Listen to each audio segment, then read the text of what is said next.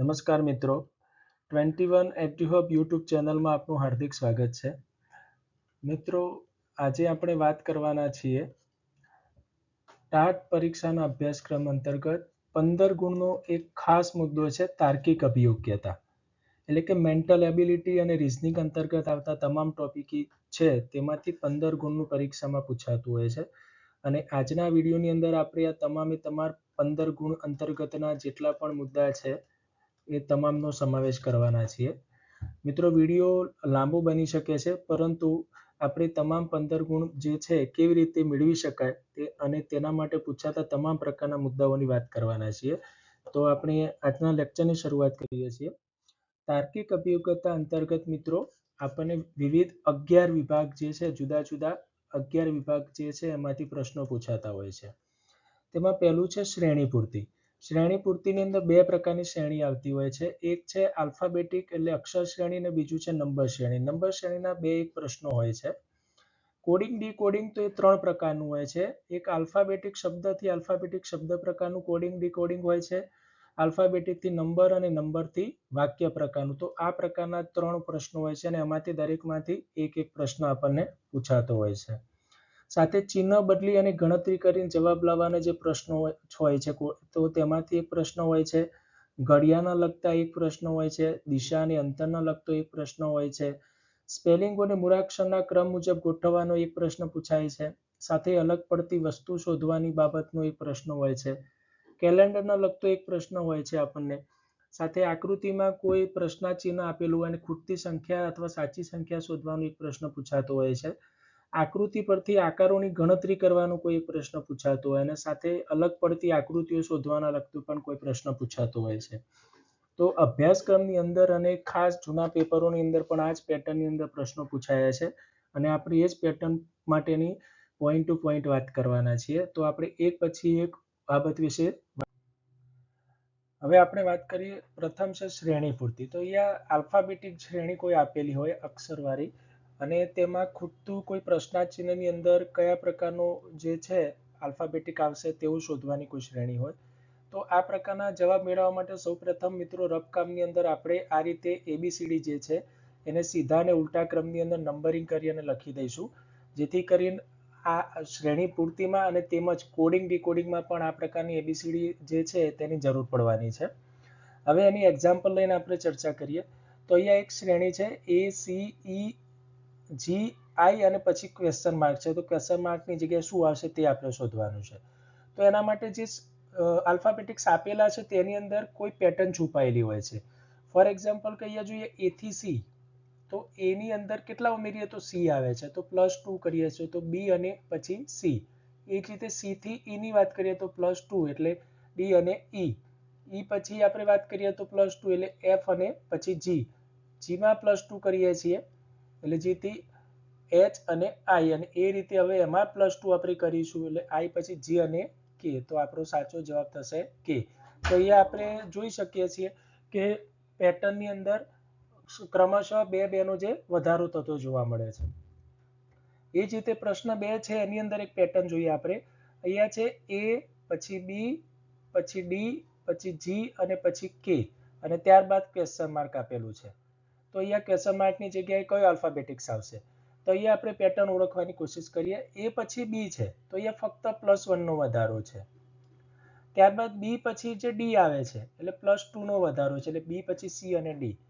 ત્યારબાદ D પછી G છે તો D પછી G એટલે D થી પછી શું આવશે? E, F અને G એટલે +3 નો વધારો છે. G થી K ની અંદર વાત કરીએ તો G થી H, I, G અને K એટલે +4 નો વધારો કરવાનો છે. તો એ જ રીતે હવે પછી શું આવશે? +5 નો વધારો એટલે K પછી 5 એટલે 1, 2, 3, 4 અને 5 એટલે શું આવશે? P આવશે. તો અહીંયા આપણો સાચો આન્સર થશે P. તો અહીંયા આપણે ક્રમશઃ શ્રેણીમાં એક એક આલ્ફાબેટિક્સ વધારતા જઈને શ્રેણીના અંત સુધી પહોંચીએ છીએ. તો આ જ બાબત વધતી અથવા ઘટતી શ્રેણીમાં પણ બની શકે છે. હવે ક્યારેક બે આલ્ફાબેટિક્સ ક્રમશઃ સંબંધથી જોડાયેલા હોય અને સાથે બે આલ્ફાબેટિકની શ્રેણી વધતી કે ઘટતી હોય ને પૂછાય તો એ કઈ રીતે કરી શકાય? તો અહીંયા જો AC, FH, KM, PR. તો અહીંયા જો આ AC પણ એક પેટર્નથી જોડાયેલા છે. એ પછી CL વચ્ચે +2 ની જગ્યાએ છે.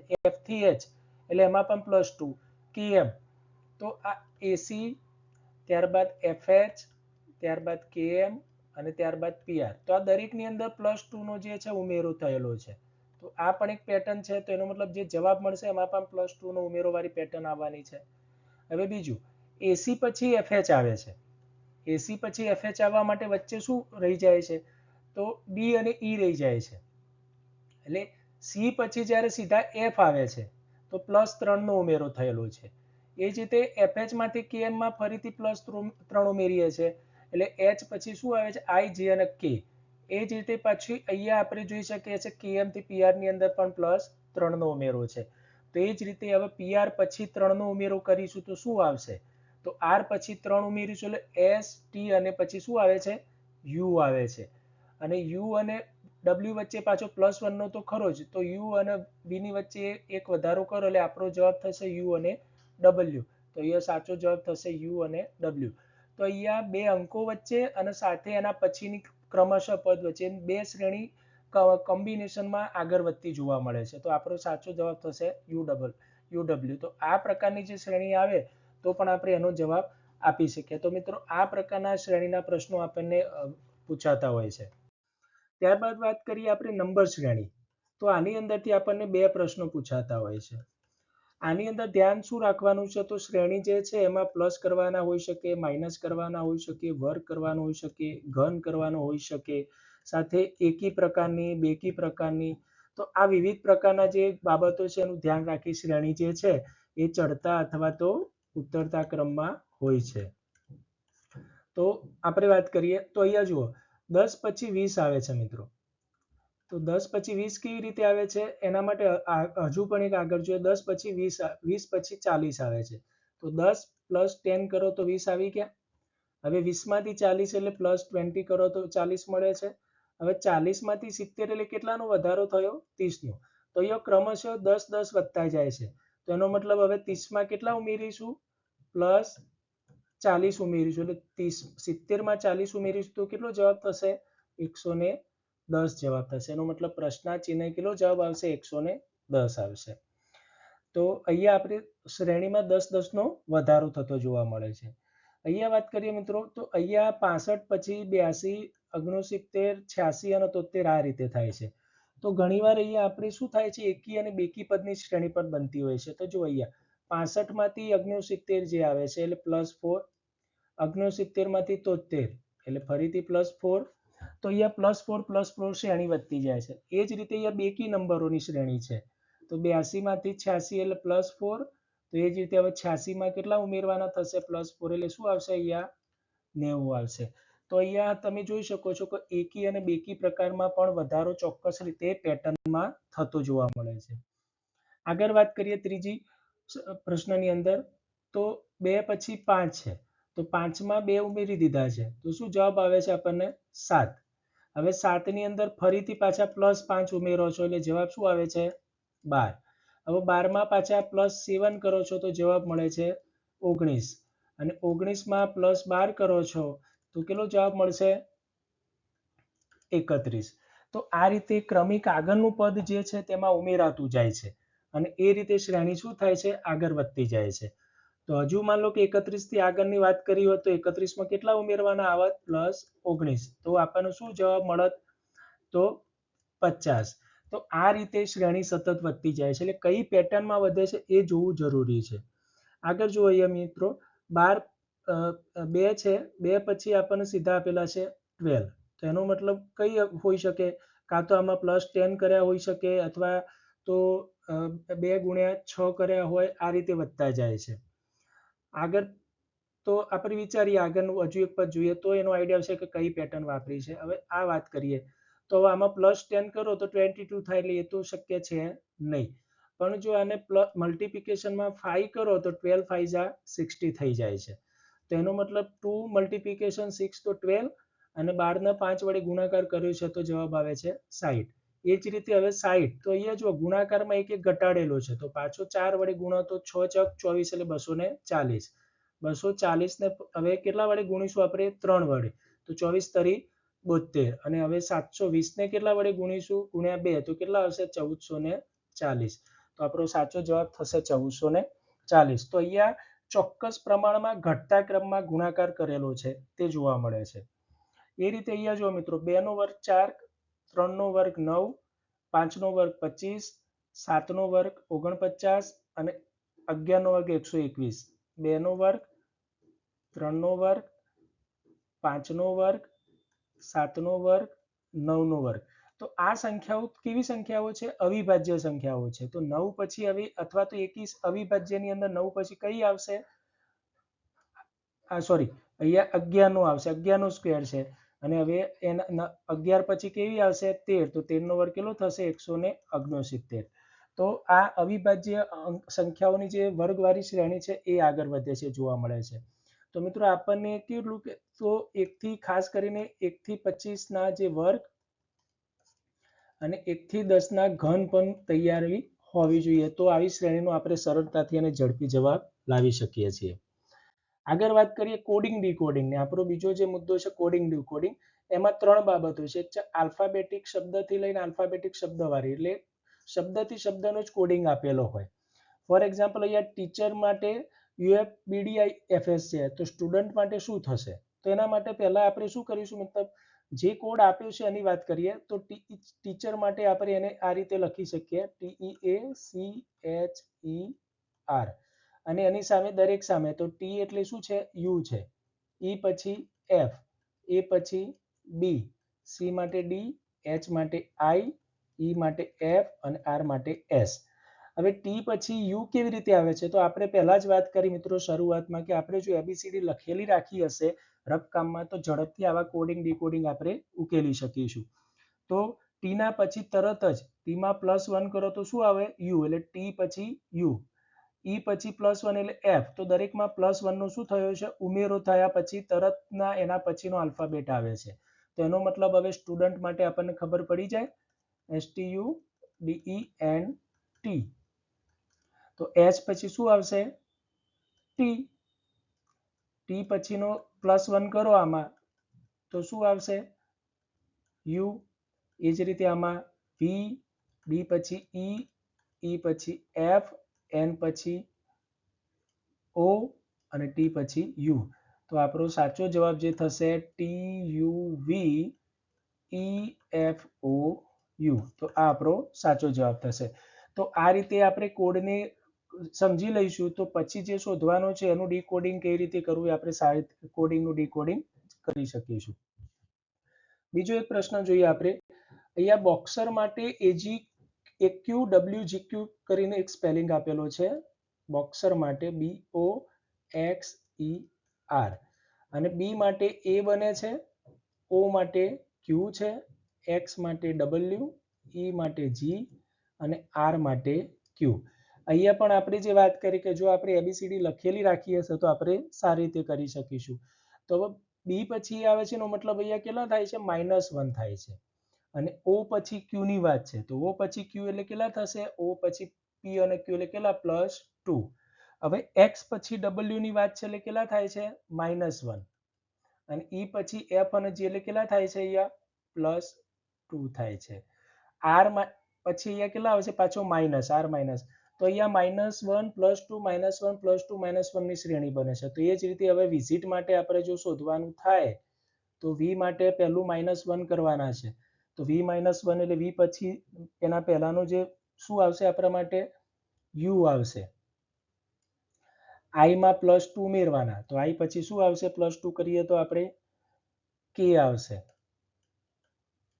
હવે H માંથી પાછા ફરીથી -1 કરવાના છે. તો S માંથી પાછો -1 કરીશું એટલે કેટલા આવશે? R આવશે.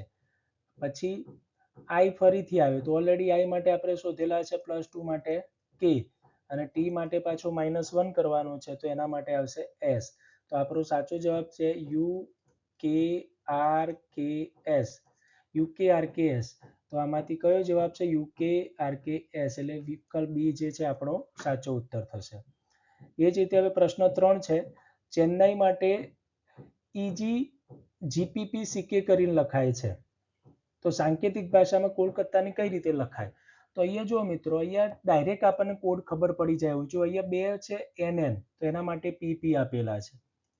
તો એનો મતલબ દરેકનો કોડ જે છે એના નામ સાથે ફિક્સ થઈ ગયેલો છે કે સી પછી કેવી રીતે આવે છે, તો એમાં કેટલા છોડવાના છે +2. તો આપણે આને પણ આ જ રીતે ગણી શકીએ સારી રીતે, CHENNAI એટલે ચેન્નાઈ થઈ ગયું. હવે સી માં +2 કરો તો શું મળે છે આપણને, ઈ મળે છે. એ રીતે એચ માં +2 કરો તો એચ પછી શું આવશે, +2 કરીએ તો જે આવશે.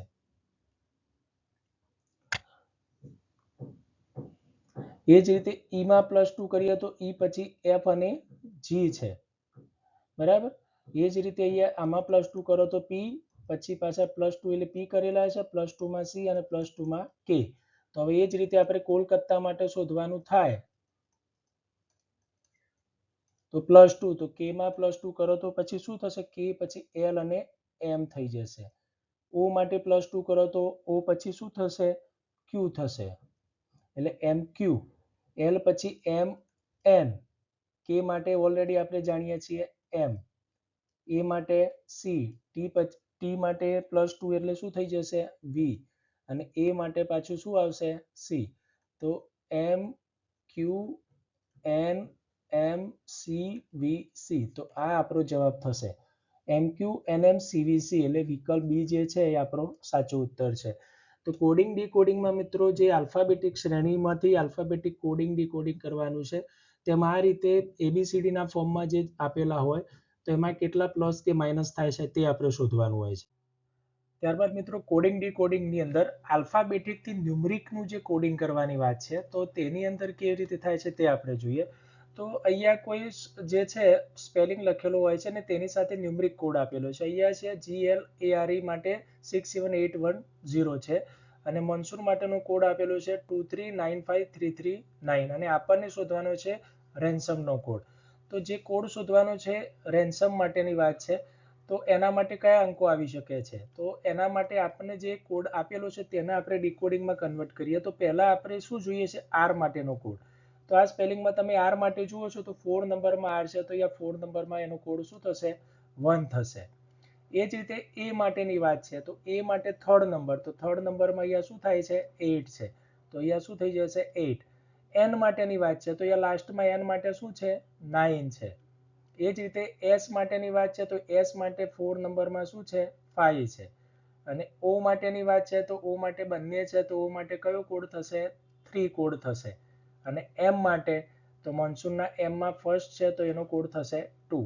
તો એ રીતે અહીંયા જે જવાબ થશે 189532, 189532, તો આ આપણો સાચો ઉત્તર થશે. તો આ રીતે કોડિંગ ડીકોડિંગની અંદર આલ્ફાબેટિક્સથી ન્યુમરિક કરવા માટે સરળ રીતે આપણે, તે જ રીતે આપણે કોડિંગ ડીકોડિંગની અંદર ન્યુમરિક અને આલ્ફાબેટિક્સના અંતર્ગત એક અલગ બીજા કોડિંગની વાત કરીએ. તો અહીંયા તમે જો રોઝ માટે આપણને આપેલું છે 6821, ચેર માટે આપણને આપેલું છે 73456, 73456, અને પ્રિઝ માટે આપેલું છે 961471, અને આપણે કોડ શોધવાનો છે SEARCH સર્ચ માટેનો. તો અગાઉ વાત કરી રીતે આપણે એસ માટેનો જે છે એને ડીકોડિંગ કરવા માટે આમાંથી જોઈશું તો એસ 3rd નંબરે છે, તો અહીંયા 3rd નંબરે કોણ આપેલા છે, 2 આપેલા છે, તો એસનો ડીકોડિંગ કરીશું તો શું જવાબ મળશે, 2 મળશે. એ જ રીતે ઈ 4th નંબરમાં છે, તો અહીંયા ઈ માટે શું આવે છે, 1 આપે છે, તો ઈનું કોડિંગ શું થઈ જશે, 1 થશે. એ માટે વાત કરીએ તો ચેરમાં 3rd નંબરમાં એ છે, અને અહીંયા 3rd નંબરમાં શું જવાબ છે, 4 આપેલા છે. આર માટે વાત કરીએ તો લાસ્ટમાં આર છે, અને અહીંયા લાસ્ટમાં શું છે, 6 છે. સી માટે આપણે વાત કરીએ તો સી માટે 7 છે ફર્સ્ટમાં, અને એચ માટે આપણે વાત કરીશું તો ચેરમાં એચ માટેનો આપણને જવાબ મળે છે 2nd નંબરમાં 3. એનો મતલબ કે આપણો સાચો જવાબ થશે 214673, આ આપણો ડીકોડિંગ આન્સર થશે. હવે ત્રીજો એક દાખલો મિત્રો વાત કરીએ કે અહીંયા એ બરાબર આપણને 26 આપેલા છે, અને સન એટલે SUN બરાબર 27 છે, એટલે અહીંયા જે કોઈક ના કોઈક રીતે જોઈએ તો S વત્તા U વત્તા N નો જે આલ્ફાબેટિક ક્રમ છે એના સરવાળાથી 27 મળે છે. પણ આ કયો ક્રમ ધ્યાન રાખીશું, તો અહીંયા A બરાબર 26 આપેલા છે, એનો મતલબ B બરાબર કેટલા થશે, 25, C બરાબર 24, એમ કરતા કરતા જઈશું તો Z બરાબર 1 આવશે, એટલે ઉલટા ક્રમની વાત કરી છે. અને આપણે જવાબ લાવવાનો છે CAT માટે. તો CAT માટે C plus A plus T થવાના. તો C ની જગ્યાએ 24, A બરાબર 26 અને આ રીતે T બરાબર કેટલા થશે 7. તો આનું ટોટલ થશે 57. તો અહીંયા કેટ બરાબર જે છે એનો જવાબ થશે 57. તો આ રીતે ન્યુમેરિકના એડિશન વાળું પણ આપણને કોડિંગ ડીકોડિંગ પૂછી શકાય છે. આપણે હવે આલ્ફાબેટિક નંબર અથવા તો કોઈ વાક્ય આપ્યું હોય તો એના સાથેનું કોડિંગ ડીકોડિંગ કઈ રીતે થાય. તો અહીંયા જુઓ મિત્રો 786 એનો અર્થ થાય છે સ્ટડી વેરી હાર્ડ. એ જ રીતે 958 તેનો મતલબ થાય છે હાર્ડ વર્ક પેઝ. અને 645 નો મતલબ થાય છે સ્ટડી એન્ડ વર્ક. હવે આની અંદરથી આપણે શોધવાનું છે કે વેરી નો મતલબ શું, કે વેરી બરાબર કયો અંક આવશે. તો સિમ્પલ જવાબ છે મિત્રો આના માટે. પહેલા તો બે ની પેરમાં આપણે વાત કરીએ તો ફર્સ્ટ રો અને સેકન્ડ રો ની અંદર કોમન કોણ આવે છે, અહીંયા 8 કોમન છે. તો એ જ રીતે અહીંયા કોણ કોમન આવે છે, તો હાર્ડ જે છે બંને વર્ડ્સ કોમન છે. ત્યારબાદ સેકન્ડ રો ની વાત કરીએ તો સેકન્ડ રો ની અંદર આપણે જોઈએ છે કે 5 અને અહીંયા 5 આ બે કોમન છે. તો સેકન્ડ રો માં અહીંયા કોણ કોમનમાં આવે છે, તો વર્ક અને વર્ક આ બે શબ્દો કોમન આવી જાય છે. હવે આપણે વાત કરીએ કે ફર્સ્ટ અને થર્ડ ની અંદર, એટલે જે ફર્સ્ટ અને થર્ડ જે છે એની અંદર વાત કરીએ તો ફર્સ્ટ ની અંદર જુઓ તમે અહીંયા 6 છે અને અહીંયા પણ 6 છે. અને આ બંનેમાં કોમન કોણ આવી જાય છે, તો સ્ટડી અને સ્ટડી કોમન આવી જાય છે. તો હવે ફર્સ્ટ રો ની અંદર કોણ બચ્યા છે, વેરી, અને અહીંયા કયો નંબર બચ્યો છે 7. તો વેરી માટેનો તમારો આન્સર શું થઈ જશે 7. તો આ રીતે મિત્રો એકદમ સિમ્પલ રીતે આપણે આનું ડીકોડિંગ કરી શકીએ છીએ. આવું જ કોઈ વર્ડ્સ માટે આપેલું હોય છે. ફોર એક્ઝામ્પલ અહીંયા આપ્યું છે આપણને કે TC ની અને એના માટેનું વાક્ય આપેલું છે ડ્રિંક ફ્રૂટ જ્યુસ. એ જ રીતે અહીંયા બીજું વાક્ય આપેલું છે સી કી લી અને એનું વાક્ય આપણને આપેલું છે કે જ્યુસ ઇઝ સ્વીટ. અને ત્રીજું વાક્ય આપણને આપેલું છે કે લી રી ની અને એના માટેનું જે સેન્ટેન્સ બને છે કે હી ઇઝ ઇન્ટેલિજન્ટ. હવે આની અંદર આપણે સ્વીટ માટે શું જવાબ આવશે એ શોધવાનું છે. સ્વીટ માટે તો એ જ પેટર્ન આપણે જે આગળ વાત કરી કે આ બંનેની અંદર કોમન જે શું આવે છે, તો આપણે વાત કરી કે અહીંયા ફર્સ્ટ રોમાં પણ સી છે અને સેકન્ડમાં પણ સી છે. તો એ રીતે અહીંયા કોમનમાં શું આવે છે, તો આમાં જ્યુસ અને આમાં પણ જ્યુસ કોમનમાં આવે છે. ક્લિયર. હવે બીજાની વાત કરીએ તો બીજાના અંદર અહીંયા લી છે અને અહીંયા પણ લી છે. તો બીજા સેન્ટેન્સમાં જે જોઈએ તો ઇઝ શું આવે છે, કોમન આવે છે. હવે ફર્સ્ટ અને થર્ડ ની અંદર વાત કરીએ તો એમાં અહીંયા જુઓ તમે NEE ની અને NEE ની. તો કોમન અહીંયા કોણ આવે છે, ફર્સ્ટ અને થર્ડ ની અંદર કોઈ કોમનમાં આવે છે ના. પણ એ તમે અહીંયા જોઈ શકો કે સેકન્ડ રો ની અંદર બંને કોમન થઈ જાય છે. તો સ્વીટ માટે અહીંયા શું બચે છે, KEE કી બચે છે. એટલે તમારો સાચો આન્સર થશે KEE એટલે કે વિકલ્પ સી. તો આ રીતે કોઈ નંબર કે શબ્દ સાથે કોઈ વાક્યનું કોડિંગ આપેલું તો એનું પણ આપણે ડીકોડિંગ. ત્યારબાદ મિત્રો આપણને એક આ પ્રકારના પણ પ્રશ્નો પૂછાતા હોય છે કે જેની અંદર કોઈ ક્રમમાં આપણને સાદુરૂપ આપવા માટેનો એક દાખલો આપેલો હોય અને તેની અંદર ચિહ્નો બદલી અને પછી સાદુરૂપ આપવાનું હોય એ પ્રકારની વાત હોય છે. અહીંયા એક રકમ આપેલી છે 18 × 6 / 2 - 9 + 2. પણ આ સ્વરૂપમાં નહીં, પણ દરેક ચિહ્નને આ ક્રમમાં બદલવાના છે. તો આ પ્રકારના દાખલાની ગણતરી માટે સૌપ્રથમ તો આપણે જે રકમ આપેલી છે એને આ ફોર્મમાં લખીશું 18 પછી 6 ત્યારબાદ 2 પછી 9 અને પછી 2. વચ્ચે આપણે ચિહ્નો મૂકીશું નહીં કારણ કે ચિહ્નો જે છે એ બદલવાના છે. હવે 18 અને 6 વચ્ચે કયું ચિહ્ન છે, ગુણાકારનું. પણ અહીંયા આપણે જોઈશું તો ગુણાકારનો અર્થ શું સમજવાનો છે આપણે, ભાગાકાર. તો એનો મતલબ 18 અને 6 વચ્ચે કયું ચિહ્ન મૂકીશું, ભાગાકારનું. ત્યારબાદ 6 અને 2 વચ્ચે કયું ચિહ્ન છે, ભાગાકારનું. પણ અહીંયા ભાગાકારનો અર્થ શું સમજવાનું છે, ઓછા. તો માટે અહીંયા કયું ચિહ્ન મૂકીશું, ઓછા. પછી 2 અને 9 વચ્ચે કયું ચિહ્ન છે, ઓછા. પણ ઓછાકારનો અર્થ અહીંયા શું સમજવાનો છે, વત્તાકાર. એનો મતલબ 2 વત્તા શું થઈ જશે, અહીંયા 9 થશે. અને છેલ્લે છે 9 અને 2 વચ્ચે પ્લસનું ચિહ્ન છે, તો પ્લસનો અર્થ શું થાય છે? ગુણાકાર. એનો મતલબ છેલ્લે અહીંયા શું થશે? ગુણાકાર. અને હવે આપણે આનું સાદુરૂપ આપવાનું છે. તો આના માટે આપણે એક નિયમ ધ્યાનમાં રાખીશું, ભાગુસભા.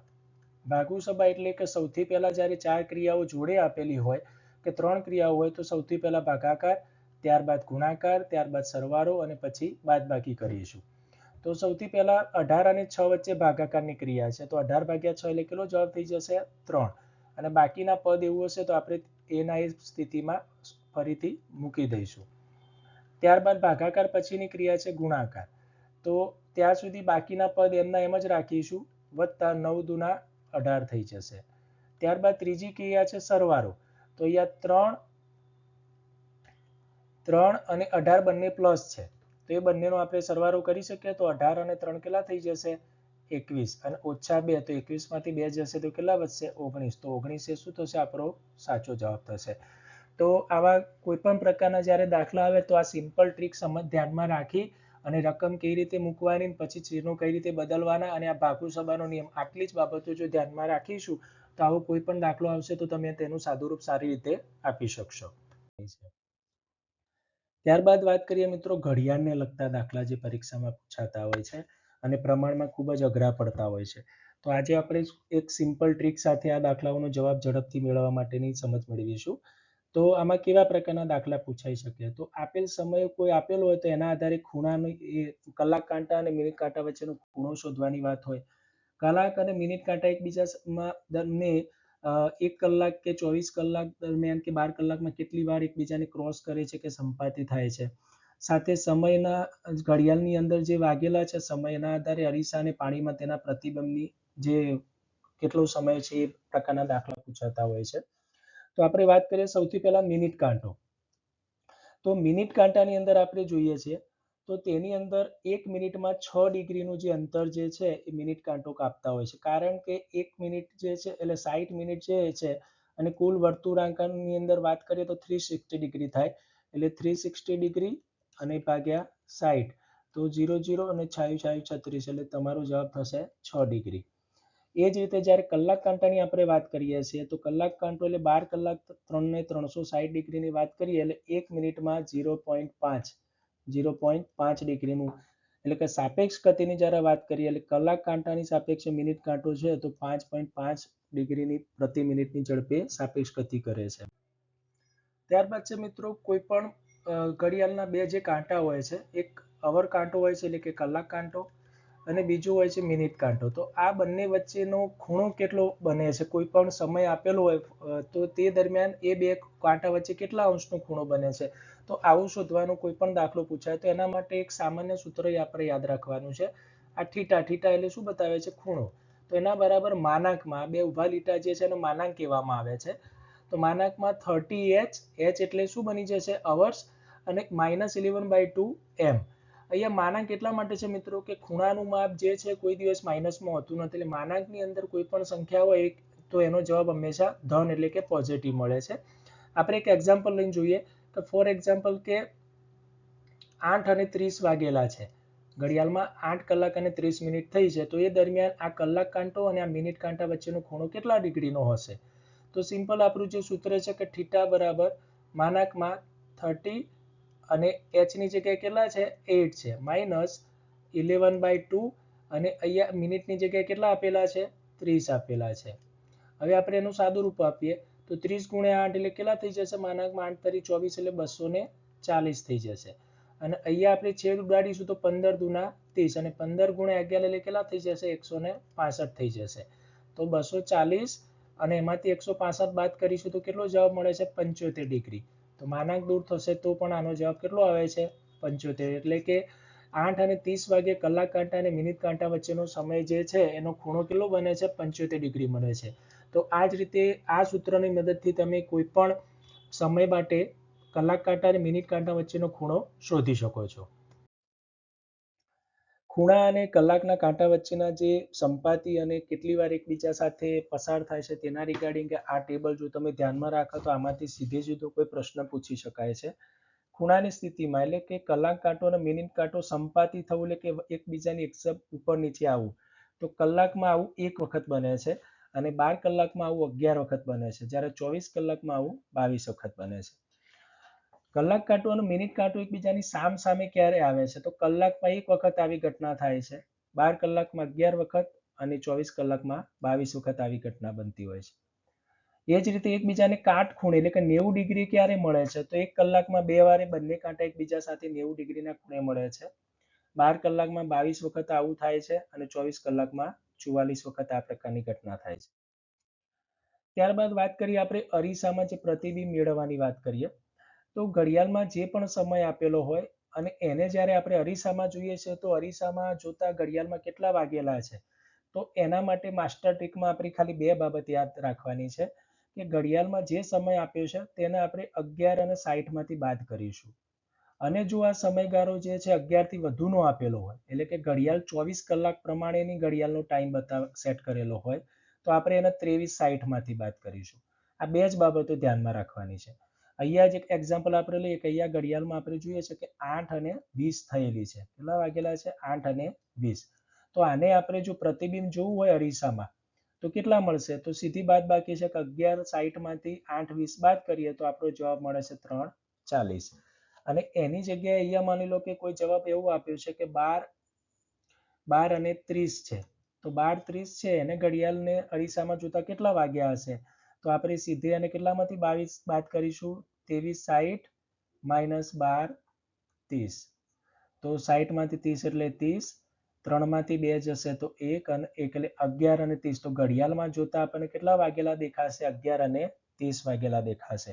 તો અરીસાના પ્રતિબિંબ માટે જો 11 થી તેથી ઓછો સમય હોય તો તેને 11:30 માંથી બાદ કરવાનું છે. અને જો સમય 24 કલાકની ઘડિયાળ પ્રમાણેનો હોય તો તેમાં આપણે એને શું કરીશું? 23:60 માંથી બાદ કરીશું.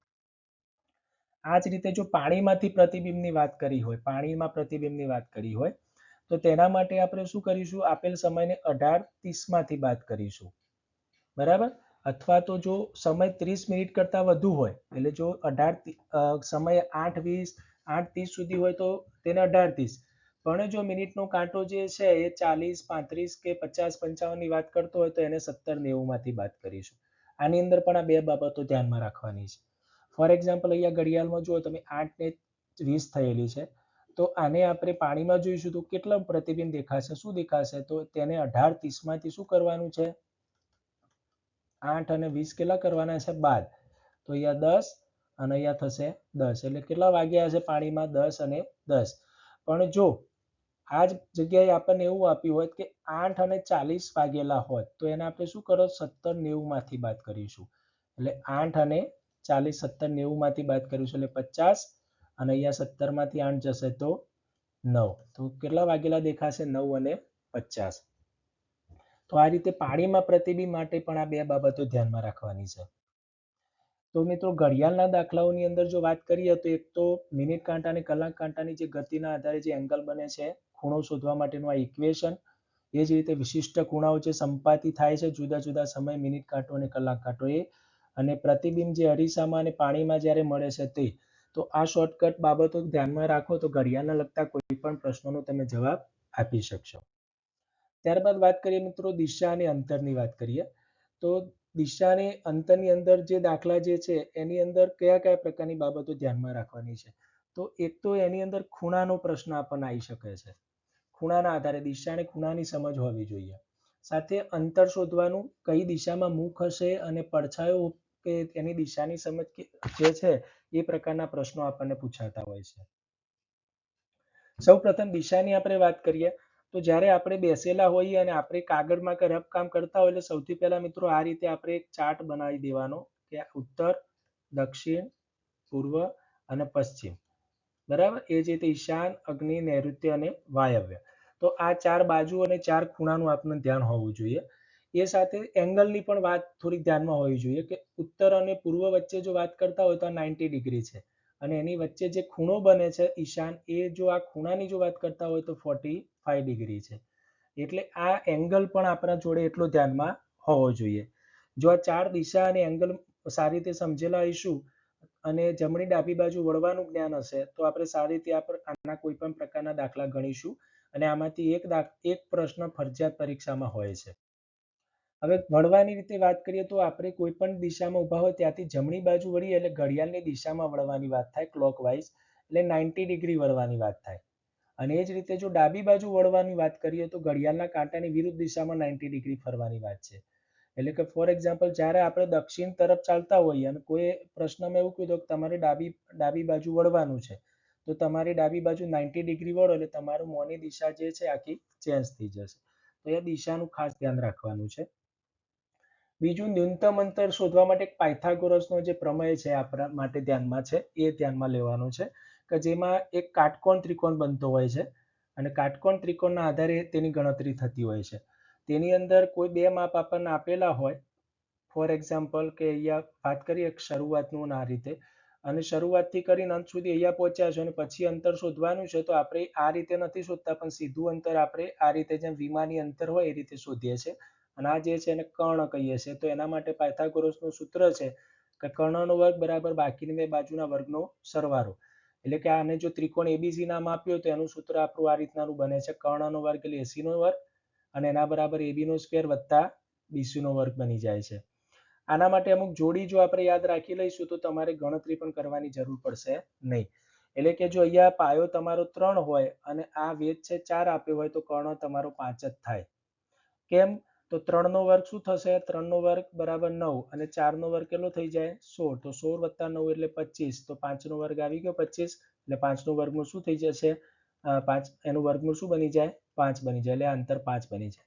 એ રીતે 6, 8, 10, 5, 12, 13, 8, 15, 17, બરાબર. તો આવી પ્રકારની જે જોડો બનતી હોય છે તો એની મદદથી આપણે ઝડપથી યાદ રાખી શકીએ છીએ. હવે આપણે મુખ અને સમયની સાથે પડછાયાની દિશાની વાત કરીએ તો સવારના સમયે જ્યારે જો આપણે ઉત્તર દિશા તરફ મોં કરીને ઊભા હોઈએ અને સવારે સૂર્ય જે છે એ કઈ દિશામાં હોય છે? પૂર્વ દિશામાં. તો એ વખતે વ્યક્તિનો પડછાયો તેની ડાબી બાજુ પડશે. ખાસ ધ્યાન એ રાખવાનું છે કે પડછાયો હંમેશા પ્રકાશની વિરુદ્ધ દિશામાં પડે. એટલે કે સૂર્ય સવારે પૂર્વ દિશામાં હોય તો આપણો પડછાયો કઈ બાજુ પડશે? પશ્ચિમ દિશામાં. પણ આપણું મોં જો ઉત્તર દિશામાં હોય તો આપણો પડછાયો આપણી ડાબી બાજુ પડતો હોય છે. એ રીતે સવારે જો આપણું મોં દક્ષિણ દિશા તરફ હોય તો આપણો પડછાયો જમણી બાજુ પડે છે. અને સાંજની જો વાત કરીએ એટલે કે પશ્ચિમ દિશામાં જ્યારે સૂર્ય હોય ત્યારે, તો જો વ્યક્તિનું મોં ઉત્તર દિશામાં હોય તો પડછાયો જમણી બાજુ અને દક્ષિણ તરફમાં હોય તો પડછાયો ડાબી બાજુ મળે છે. હવે આપણે ઉદાહરણ જોઈશું તો આ જે સમજ મેળવી એનો ખ્યાલ પાકો થશે.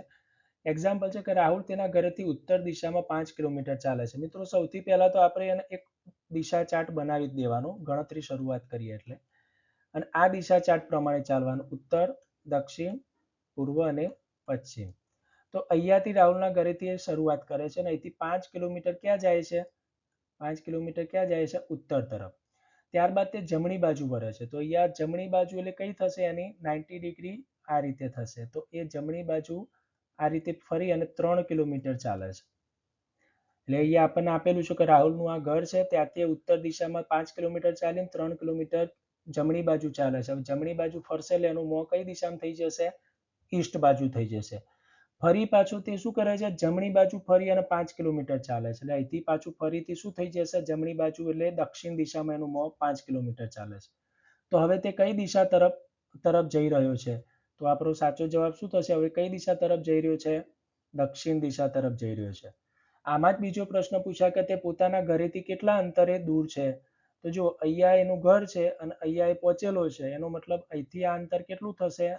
3 કિલોમીટર. તો બીજો પ્રશ્ન જો આવું પૂછાય તો એનો જવાબ થશે 3 કિલોમીટર. સીધું અંતર શોધવાની વાત કરીએ, જે આપણે પાયથાગોરસના પ્રમેયની વાત કરીએ એ પ્રમાણે, તો એની અંદર આપણે જોઈએ તો જો એક વ્યક્તિ પૂર્વ દિશામાં 4 કિલોમીટર ચાલે છે. કેટલું? 4 કિલોમીટર ચાલે છે. હવે 4 કિલોમીટર પૂર્વ દિશામાં ચાલે છે એટલે કે આ એ વ્યક્તિનું ઘર છે, ત્યાંથી એ 4 કિલોમીટર અહીંયા પહોંચ્યો છે ઈસ્ટ દિશામાં. ત્યારબાદ તે ડાબી બાજુ વળીને 3 કિલોમીટર ચાલે છે. તો અહીંથી ડાબી બાજુ એટલે હવે કેવી થઈ જશે? નોર્થ દિશામાં 3 કિલોમીટર ચાલે છે. તો તે પોતાના મૂળ સ્થાનેથી કેટલો દૂર હશે? તો એના માટે અહીંયા મિત્રો સીધો જ આપણે શું બનીશું? પાયથાગોરસનો પ્રમેય. એટલે કે અહીંથી ચાલવાની શરૂઆત કરે છે, તો આ 4 કિલોમીટર ચાલ્યો. ત્યારબાદ અહીંથી પૂર્વ દિશામાં જાય છે, 3 કિલોમીટર ચાલ્યો. તો અહીંયાથી કેટલો દૂર હશે? આ કેટલા દૂર છે? તો અહીંથી સીધો જ આપણે શું દોરીશું? આ કર્ણ. અને આપણે જોડી જોઈ 3 4 હોય તો જોડીમાં શું આવી જાય સીધો 5, તો આનો જવાબ થશે 5 કિલોમીટર. એ જ રીતે અન્ય કોઈ ખૂણાના આધારિત વળાંકના પ્રશ્ન હોય.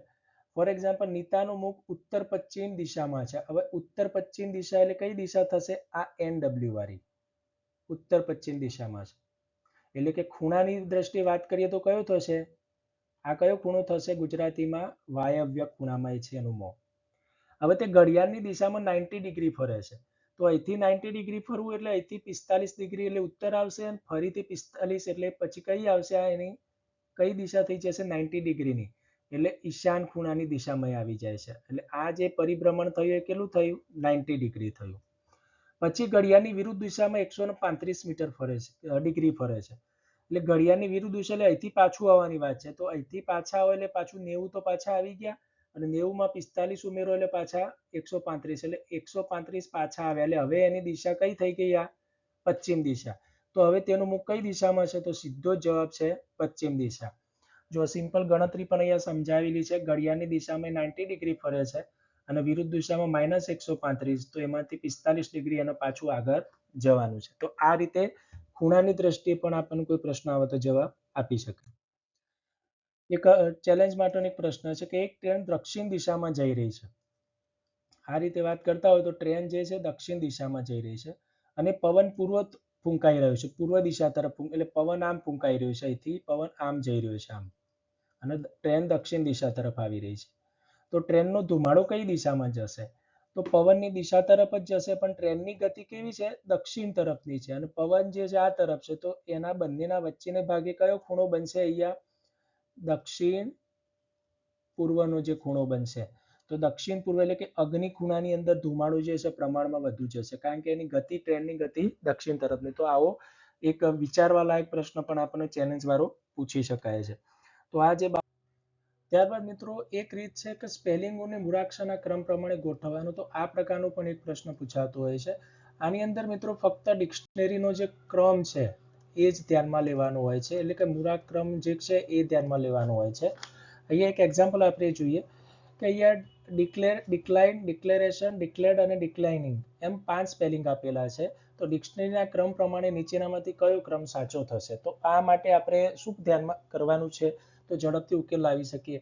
તો આમાં આપણે એને જોઈશું. તો અહીંયા દરેકમાં જુઓ તમે કે પ્રથમ જે 4 જે આલ્ફાબેટ છે દરેકના કોમન છે. દરેકના પ્રથમ 4 આલ્ફાબેટ્સ કેવા છે? કોમન છે. ત્યારબાદ 5th નંબરનું જોઈએ તો 1 નંબરમાં પણ એ આવે છે, 2માં આઈ છે, 3rd માં એ છે, 4thમાં એ છે અને 5thમાં આઈ છે. એનો મતલબ 2 અને 5 જે છે એને હવે હાલમાં ધ્યાનમાં લેવાના નથી, કારણ કે એબીસીડી પ્રમાણે આઈ કરતા એ છે પ્રથમ આવે છે. હવે 1, 3 અને 4 ની અંદર વાત કરીએ તો તેમાં 5th નંબરનો જે આલ્ફાબેટ છે આર છે, આમાં પણ આર છે અને આમાં પણ આર છે. તો એના પછીનો જોઈશું આપણે.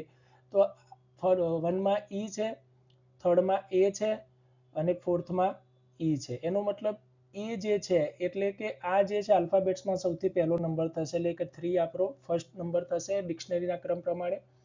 ત્યારબાદ 1 અને 4 ની જો વાત કરીએ તો 1માં ઈ જે છે ત્યાં સ્પેલિંગ પૂરું થઈ જાય છે, જ્યારે અહીંયા ઈ પછી પાછું ડી આવે છે. એનો મતલબ 1 જે છે આના કરતા પહેલા આવી જશે, એટલે 1 અને 4 તો પછી ખરો જ. ત્યારબાદ આપણે 2 અને 5 ની હવે કમ્પેરિઝન કરવાની બાકી રહી. તો અહીંયા તમે જો 5thમાં આઈ છે, આમાં પણ આઈ છે, એન છે તો આમાં પણ એન છે, જ્યારે આમાં ઈ છે અને આમાં આઈ છે. એનો મતલબ 2 એના પહેલા આવી જશે, તો 2 અને 5 તો આપણો સાચો ક્રમ થશે 3, 1, 4, 2, 5. તો આ પ્રકારના કોઈ પણ સ્પેલિંગ આપણને આપેલા હોય તો તમે ડિક્શનરીના ક્રમ પ્રમાણે એને ગોઠવી અને સાચો ક્રમ શોધી શકો છો. ત્યારબાદ અલગ પડતું આપણે શોધવાનું છે મિત્રો. શું અલગ પડે છે એના વિશે વાત કરવાની છે. તો મોટાભાગે અહીંયા વસ્તુ, ક્રિયા, પ્રક્રિયા, સંબંધ, જોડાણો વગેરે એકબીજાથી કેવી રીતે અલગ પડે છે એ આપણે જોવાનું છે. એટલે અહીંયા તમને 4 અથવા 5 ઓપ્શન આપેલા હોય એમાંથી કયો જે છે કે જે બાકીના બધાથી કોઈના કોઈ રીતે અલગ લક્ષણ ધરાવે છે. ફોર એક્ઝામ્પલ પહેલો છે કે જીબ્રા, વાઘ, ઘોડો અને સિંહ. તો આમાંથી કોણ જુદું પડે છે? તો સાચો જવાબ થશે સી, ઘોડો, કારણ કે બાકીના બધા જંગલમાં રહે છે, જ્યારે ઘોડો જે છે એ પાલતુ પ્રાણી તરીકે કોઈ પણ જે છે પબ્લિક વચ્ચે પણ રહી શકે છે. પછી છે વોલીબોલ, ફૂટબોલ, ક્રિકેટ અને ચેસ. તો સિમ્પલ છે મિત્રો કે વોલીબોલ, ફૂટબોલ, ક્રિકેટ એ ગ્રાઉન્ડમાં રમાતી રમત છે, જ્યારે ચેસ છે એ ચેસ બોર્ડ એટલે કોઈ પણ રૂમની અંદર રમી શકાતી ગેમ છે. પ્રશ્ન 3 માં છે કે નવેમ્બર, જાન્યુઆરી, મે અને જુલાઈ આ ચારમાંથી શું જુદું પડે છે? તો સિમ્પલ કે મહિનાઓની વાત હોય એટલે દિવસોની ગણતરીમાં ધ્યાનમાં લેવાની. તો જાન્યુઆરી, મે અને જુલાઈ 31 દિવસના જે છે મહિના છે, 3 માં 31 દિવસ આવે છે. જ્યારે નવેમ્બરમાં કેટલા હોય છે? 30 દિવસ. એટલે આ જુદો પડે છે. ડાળી, ઝાડ, પાંદડા અને ફળ. જો સિમ્પલ જવાબ છે મિત્રો. ડાળી, પાંદડા અને ફળ બધા કોના છે? અંગો ઝાડના છે. એટલે ઝાડ જે છે બધાથી જુદું પડે છે. મરઘી, સાપ, મગર અને હંસ. સાપ, મગર અને હંસ આ ત્રણના લક્ષણ જોઈએ તો એ પાણીમાં તરી શકે છે કે રહી શકે, જ્યારે મરઘી જે છે આ કરી શકતી નથી. પ્રશ્ન 6 છે વ્યાસ, ત્રિજ્યા, જીવા. તો આની અંદર અને વર્તુળ. તો આ ત્રણ જે વર્તુળના અંગો અથવા ભાગ છે. વર્તુળ પોતે એક સંપૂર્ણ છે, તો વર્તુળ જુદું પડે છે. તો આવી રીતે કોઈ પણ આપ્યો હોય તો તમે સારી રીતે એનું લોજિક વિચારી અને એમાં શું જુદું પડે છે એ વિચારીને એનો જવાબ આપી શકશો. ત્યારબાદ 8 નંબર છે કેલેન્ડર. મિત્રો કેલેન્ડરનો એક પ્રશ્ન આવતો હોય છે અને આ પ્રમાણમાં અઘરો પડતો હોય છે, પણ અહીંયા આપણે સારી એવી ટ્રીક સાથે બહુ સિમ્પલ રીતે એનો જવાબ મેળવી શકીશું. તો કયા પ્રકારના પ્રશ્નો આવે છે? તો કોઈ તારીખ આપી હોય અને સીધો જ એનો વાર શોધવાનો કીધો હોય, અથવા અમુક દિવસો આપ્યા. ફોર એક્ઝામ્પલ 150 દિવસે મંગળવાર છે, આજે મંગળવાર છે તો 150 દિવસ પછી કયો વાર આવશે? તો આ પ્રકારના પ્રશ્નો પૂછાતા હોય છે. તો એની આપણે સમજ મેળવી અને ઝડપથી જવાબ કેવી રીતે મેળવી શકાય તેની વાત કરીએ. તો કેલેન્ડરમાંની થોડુંક ફોકસ આપણે કરીએ એની સમજ ઉપર, તો આપણે સારી રીતે ટ્રીક સમજી શકીશું. તો આપણા જોડે બે પ્રકારના વર્ષ હોય છે. એક સામાન્ય વર્ષ હોય છે અને એક લીપ યર હોય છે. લીપ યર દર 4 વર્ષે આવતું હોય છે. લીપ યર સામાન્ય વર્ષમાં જે છે કુલ 365 દિવસ હોય, જ્યારે લીપ વર્ષમાં એક દિવસ વધી જાય છે એટલે કે 366 દિવસ. એટલે કે ફેબ્રુઆરીમાં ત્યાં કેટલા દિવસ હોય છે? 29 દિવસ હોય છે. અઠવાડિયા 52, આમાં પણ 52 જ હોય છે. ફેબ્રુઆરીના 28 દિવસ, આમાં 29, અને આમાં વધારાનો એક દિવસ હોય છે, જ્યારે અહીંયા વધારાના 2 દિવસ. વધારાના એટલે કે એને 7 વડે ભાગવા પછી જે શેષ વધે છે એના આધારે વધારાનો દિવસ અહીંયા આપેલું છે, તમે જોઈ શકો છો. વધારાનો જે દિવસ છે શેષ, અને એ જ વધારાનો દિવસ નક્કી કરવા માટે વપરાય છે. સામાન્ય વર્ષની અંદર જો વાત કરીએ પ્રથમ વર્ષ અને છેલ્લા વર્ષના આધારે ટ્રીક, તો સામાન્ય વર્ષમાં જાન્યુઆરીમાં જો 1 જાન્યુઆરીએ સોમવાર હોય તો 31 ડિસેમ્બરે પણ સોમવાર જ હોય. એટલે કે પ્રથમ દિવસ અને છેલ્લો દિવસ દરેક સામાન્ય વર્ષમાં સમાન હોય છે. જ્યારે લીપ વર્ષની અંદર શું હોય છે કે પ્રથમ જાન્યુઆરીએ જે દિવસ હોય છે એના કરતા 31 ડિસેમ્બરે જે દિવસ હોય છે +1 વધારે હોય છે. એટલે છેલ્લો દિવસ બરાબર પ્રથમ દિવસ વત્તા 1 બની શકે. એનું એક એક્ઝામ્પલ આપણે અહીંયા જોઈએ. ફોર એક્ઝામ્પલ કે 1 જાન્યુઆરી 2007 ના દિવસે સોમવાર છે, તો 31 ડિસેમ્બર 2007 ના દિવસે કયો વાર હશે? સોમવાર. કેમ? કારણ કે 2007 નું વર્ષ સામાન્ય વર્ષ છે. વર્ષ સામાન્ય છે કે લીપ એ કઈ રીતે નક્કી થશે મિત્રો? તો જે વર્ષ આપેલું હોય એને શું કરીશું? આપણે 4 વડે ભાગીશું. એટલે 4 પંચા 20, 0 0, ઉપરથી ઉતારી 0, અને ફરીથી 7 માટે 4 4 એકા 4, તો જવાબ આવે છે 3. એનો મતલબ કે આ લીપ વર્ષ નથી. જ્યારે 2008 ની વાત કરીએ આપણે, તો 2008 નું વર્ષ કેવું છે? લીપ વર્ષ. જો તમે એને 4 વડે ભાગી શકશો તો 4 પંચું 20, 0 માટે 0, અને 8 એટલે 4 દુના 8. તો આ રીતે તમે એનો જવાબ મેળવો છો. તો અહીંયા શેષ 0 આવ્યો, મતલબ 2008 લીપ વર્ષ છે. પણ 1 જાન્યુઆરી 2008 ના દિવસે સોમવાર હતો, 31 ડિસેમ્બર એના પછીનો એક દિવસ +1 કરશું એટલે શું આવી જશે? મંગળવાર આવી જશે. હવે x દિવસો શોધવા માટેની ટ્રીક છે. એટલે કોઈ પણ દિવસ આપેલો હોય તેના આધારે અમુક દિવસો પછી કયો વાર આવશે. કે એક્ઝામ્પલ જોઈએ કે આજે શુક્રવાર છે, તો 133 દિવસ પછી કયો વાર આવશે મિત્રો? તો સિમ્પલ જવાબ ટ્રીક છે આની. તો સૌથી પહેલા જે દિવસો આપેલા છે એના આપણે શું કરીશું? અઠવાડિયાના દિવસો. કારણ કે સોમ, મંગળ, બુધ, ગુરુ, શુક્ર, શનિ, રવિ એ 7 દિવસ છે. તો 133 ને 7 વડે શું કરીશું? ડિવાઈડર કરીશું. તો 7 એકા 7, 6, અને 6 9 7 9 63. તો જી નો મતલબ કોઈ શેષ બચતી, અહીંયા જો આપણે કોઈ શેષ બચતી નથી. એનો મતલબ કે આજના દિવસે શુક્રવાર છે, તો 133 દિવસ પછી પણ આપણને જવાબમાં શું મળશે? શુક્રવાર જ મળશે. પણ જો માન લો કે અહીંયા શેષ કોઈ 1 કે 2 વધી હોત, તો જે શુક્રવાર છે એમાં 1 ઉમેરો એટલે એના પછી શનિવાર આવત. 2 વધ્યા હોત તો શુક્ર પછી શનિ અને રવિ જવાબ આવત. તો આ રીતે જવાબ આવતો હોય છે. એટલે કોઈ પણ દિવસ આપેલા હોય એના આધારે આપણે આવો જવાબ મેળવી શકીએ છીએ. ત્યારબાદ મિત્રો ઘણીવાર આપણને પૂછાતું હોય છે કે આખું કેલેન્ડર ક્યારે રિપીટ થશે, કે કોઈ એક વર્ષનું કેલેન્ડર છે ફરીથી કેટલા વર્ષે રિપીટ થશે તે ટાઈપનું. તો એમાં 3 બાબતો છે કે જો આપેલું વર્ષ લીપ વર્ષ હોય, એટલે કે જેને 4 વડે ભાગી શકાય તેવું વર્ષ હોય, તો લીપ વર્ષની અંદર કેટલા ઉમેરી દેવાના? સીધા જ 28. એટલે ફોર એક્ઝામ્પલ કે 2020નું વર્ષ છે તો એમાં 28 ઉમેરી દો એટલે સીધું કેટલો જવાબ થશે? 2048 ની અંદર આ કેલેન્ડર શું થશે? રિપીટ થશે. જો લીપ વર્ષ પછી તરત આવતું કોઈ વર્ષ હોય, એટલે કે લીપ વર્ષ પછી એક વર્ષ ઉમેરાતું, એટલે અહીંયા 2020 પછી એક વર્ષ ઉમેરાતું હોય, તો તેની અંદર કેટલા ઉમેરીશું આપણે? કેટલા ઉમેરીશું? 6 ઉમેરીશું, ત્યારે એ વર્ષ રિપીટ થશે. અને એ જ રીતે લીપ વર્ષ પછી, એટલે ફોર એક્ઝામ્પલ કે 2020નું લીપ વર્ષ છે તો એના પછી 2 કે 3 વર્ષની વાત હોય, એટલે કે 2022 અથવા તો 2023નું વર્ષ હોય તો એના કેલેન્ડર જેવું કેલેન્ડર ફરીથી કેટલા વર્ષે આવશે? તો તેમાં 11 ઉમેરીશું ત્યારે આવશે. તો આ પ્રકારનું કેલેન્ડર વાળો પણ સીધો રિપીટનો આપણને પ્રશ્ન પૂછાઈ શકે. હમણાં વાત કરીએ આપણે, તો એનું એક એક્ઝામ્પલ સાથે જ આપણે વાત કરીએ. જુઓ અહીંયા કે એક લીપ વર્ષ છે 2024, તો 2024 લીપ વર્ષ છે તો આવું જ કેલેન્ડર ફરી ક્યારે રિપીટ થશે? તો એમાં 2024માં કેટલા ઉમેરવાના છે? 28 ઉમેરીશું એટલે 2052માં કેલેન્ડર રિપીટ થશે. એ જ રીતે 2021ની વાત કરીએ તો જો 2020 છે એ લીપ વર્ષ છે અને એના પછી +1 એટલે 2021નું વર્ષ. તો આવા પ્રકારનું જ્યારે હોય તો એમાં કેટલા ઉમેરવાના? 6. તો 2021માં 6 ઉમેરો એટલે 2027માં આ વર્ષ રિપીટ થશે. અને જો લીપ વર્ષ પછી 2 અથવા 3 ઉમેરેલા હોય, એટલે 2007ની જગ્યાએ વાત કરેલી હોય તો એમાં કેટલા ઉમેરવાના છે? 11 ઉમેરવાના છે. તો 11 ને 7 2018ની અંદર આ વર્ષે રિપીટ થશે. ત્યારબાદ મિત્રો એક અગત્યનું છે માસ્ટર કોડ ટેબલ. આના આધારે તમે કોઈ પણ તારીખ અને વર્ષ આપેલો તો એના આધારે તે દિવસે કયો વાર છે તે ઝડપથી શોધી શકો છો. તો આના માટે અમુક કોડ આપણે યાદ રાખવાના થશે. પહેલો છે વારનો કોડ. તો આ સિમ્પલ કોડ છે. આની અંદર રવિથી લઈ અને શનિવાર સુધી 0 1 2 3 4 5 6 એમ 6 કોડ છે. 0 સાથે 7 કોડ યાદ રાખવાના છે.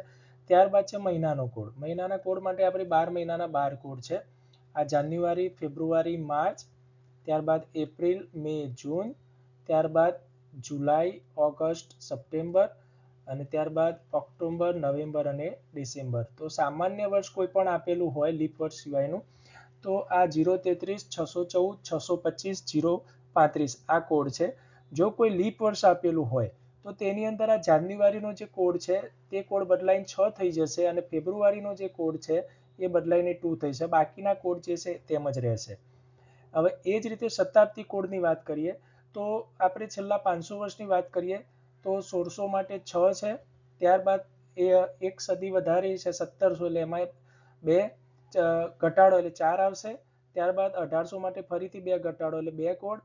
ત્યારબાદ 1900ની સદી માટે ફરીથી 2 ઘટાડો એટલે 0 અને ત્યારબાદ 0 થી આગળ ફરીથી પાછું 1600નો કોડ એટલે 6. એટલે 1600 થી 2000 માટે 6 6 4 2 0 6 એ રીતે કોડ યાદ રાખવાના છે. અને આ કોડનો ઉપયોગ કરી આપણે ઝડપથી કોઈ પણ તારીખ માટેનો વાર શોધી શકીએ છીએ. તો તેના માટેની એક સ્ટેજ ફોર્મ્યુલા આપણે ધ્યાનમાં રાખી લઈશું. તો સૌપ્રથમ જે છે એ તારીખ લખવાની છે, ત્યારબાદ મહિનાનો કોડ, ત્યારબાદ શતાબ્દી કોડ અને વર્ષના અંકના જે છેલ્લા 2 અંક છે અને 2 અંકમાં કેટલા લીપ વર્ષ થાય છે. અને આ તમામ 5 સ્ટેપનો જે આપણે સરવાળો કરીશું અને આ સરવાળો જે આવે તેના ભાગ્યા 7 કરીશું એટલે જે જવાબ મળશે એ આપણને વારનો કોડ મળશે અને એ આપણો સાચો જવાબ થશે. આપણે એક એક્ઝામ્પલ લઈને મિત્રો વાત કરીએ જેથી કરીને આપણે સરળતાથી આ બાબતને સમજી શકીએ.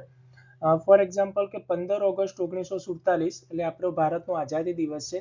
તે દિવસે કયો વાર હતો તે આપણે શોધવું છે. તો અહીંયા તારીખ આપેલી છે 15 એટલે પ્રથમ કોડ જે થશે 15 જે છે એમને એમ આપણે લખી દઈશું. ત્યારબાદ ઓગસ્ટ માસની વાત છે તો 12 માસની અંદર આપણે જે કોડ જોયા હતા 033, 614, 625 અને 035. તો આમાં 8મા મહિનાનો કોડ જે કયો થશે? આપણો ઓગસ્ટ માટેનો કોડ થશે 2. તો માટે અહીંયા એનો કોડ આવી ગયો, મહિનાનો કોડ 2 આવી ગયો. ત્યારબાદ શતાબ્દી વર્ષ છે એ 1900નું છે. તો આપણે જે કોડ વાત કરી હતી યર પ્રમાણેની, તો અહીંયા જો 1600 થી શરૂઆત કરી હતી આપણે. 1600 માટે 6, ત્યારબાદ 1700 માટે 4, ત્યારબાદ 1800 માટેનો કોડ હતો 2, 1900 માટેનો કોડ છે 0 અને 2000ની સાલ માટેનો કોડ પાછો આવી જાય છે 6. તો અહીંયા 1900ની સદી માટેનો જે કોડ છે કેવો છે? 0. તો માટે અહીંયા કેવા આવી ગયા? 0. હવે વર્ષના છેલ્લા બે અંકની વાત કરીએ તો અહીંયા 1947 ના વર્ષમાં છેલ્લા બે આંકડા છે 47. ત્યારબાદ પાંચમી બાબત છે કે લીપ વર્ષની સંખ્યા. તો 47 માટે કેટલા લીપ વર્ષ થાય? તો સિમ્પલ છે મિત્રો કે આપણે 47 ને શું કરીશું? 4 વડે ભાગીશું. તો 4 એકા 4, 0, 7 માટે 4 એકા 4. તો અહીંયા કેટલી આવી શેષ? તો અહીંયા શેષ નથી જોવાની, પણ આપણો લીપ વર્ષ કુલ લીપ વર્ષનો જવાબ છે 11 માટે અહીંયા આવી ગયા 11. આ તમામ અંકોનો સરવાળો આપણો કેટલો મળે છે? 75. હવે 75 ને આપણે વારના કોડ મેળવવા માટે કેટલા વડે ભાગીશું? 7 વડે. તો 7 એકા 7, 0, 5. તો 5 જે છે એ શું વધે છે? ફરીથી 7 માટે આપણે ચલાવીશું તો આગળ ચાલશે નહીં, માટે 7, 5 એ શું વધે છે? આપણી શેષ વધી જાય છે. હવે આ 5 જે શેષ વધે છે તો આપણો જે વારનો જે કોડ હતો તો એના માટે 0, 1, 2, 3, 4 અને 5. 0 માટે શું હતું મિત્રો? રવિવાર, ત્યારબાદ સોમવાર, ત્યારબાદ મંગળ, બુધ, ગુરુ અને શુક્ર. તો 5 ના કોડ માટેનો કયો વાર આવે છે? શુક્રવાર. તો આ આપણો જવાબ થશે. એટલે કે 15 ઓગસ્ટ 1947 આપણો દેશ જ્યારે આઝાદ થયો ત્યારે કયો વાર હતો? શુક્રવાર હતો. તો આ રીતે આપણે થોડાક કોડ યાદ રાખી લઈએ અને સાથે આ સ્ટેપ યાદ રાખી લઈએ તો કોઈ પણ તારીખ વાર માટે આપણે કોઈ પણ તારીખ વર્ષ માટે આપણે તે દિવસે કયો વાર હતો તે શોધી શકીએ છીએ. અન્ય એક ઉદાહરણ આપણે જોઈએ કે ફોર એક્ઝામ્પલ કે 21 ઓક્ટોબર 1980. તો આ દિવસે કયો વાર હશે?